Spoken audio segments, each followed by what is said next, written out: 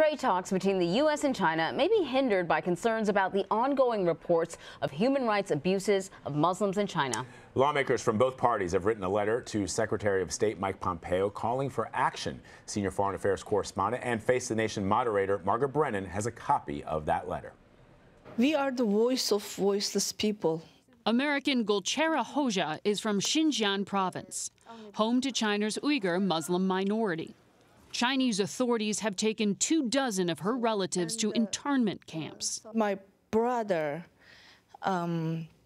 detained in 2017 September.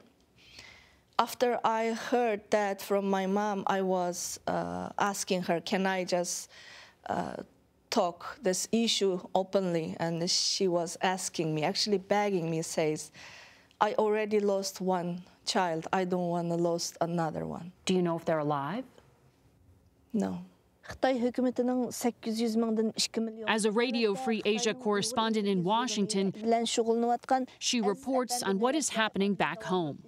Video posted to social media appears to show the inside of these camps, which the State Department believes are designed for mass detention to erase religious and ethnic identities. They even have a camera in the bathroom, so 24/7 they're watching you. Beijing blames its Muslim minority for several attacks, such as this 2014 one, and says it is rapidly building these facilities to combat terrorism. Today, a bipartisan group of lawmakers, including Senator Bob Menendez, are calling for sanctions on Chinese officials and cautioning U.S. companies. We need to make sure that U.S. companies are not engaged in providing the resources and the wherewithal to allow the Chinese to oppress its own people.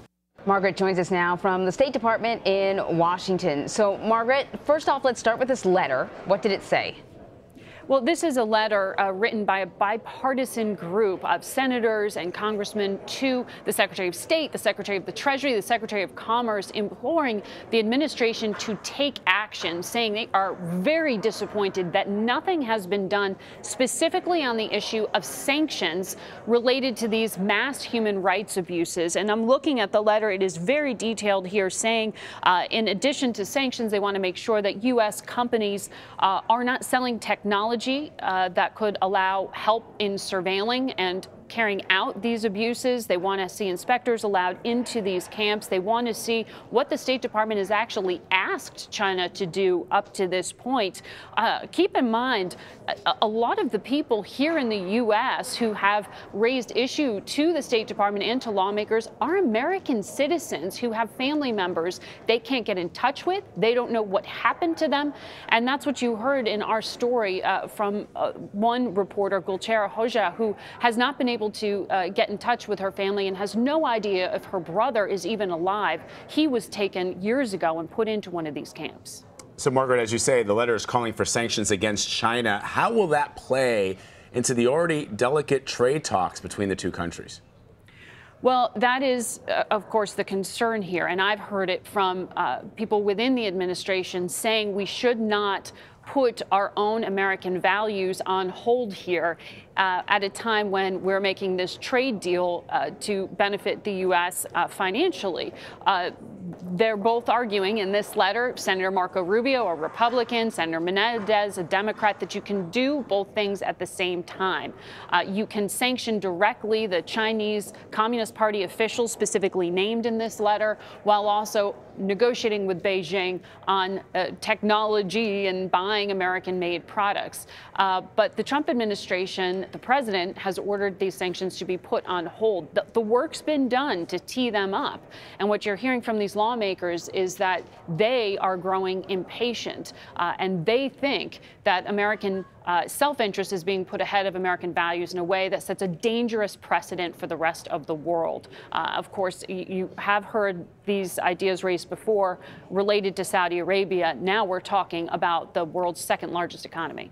Has the president responded at all? The president has not commented on this at all.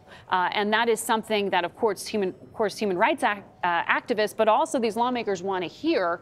The President of the United States is the biggest megaphone in the world. He comments on a lot of things. He has not commented specifically on this issue. You have heard, though, Secretary of State Mike Pompeo increase his critical rhetoric in the past few weeks. He's the one who called this the worst human rights abuses since the 1930s. He said China is in a league of its own on this. And we did hear the vice president mention it as well. So that is not to minimize what they've said, but lawmakers here, Republicans and Democrats, say it's not enough. Words alone aren't enough.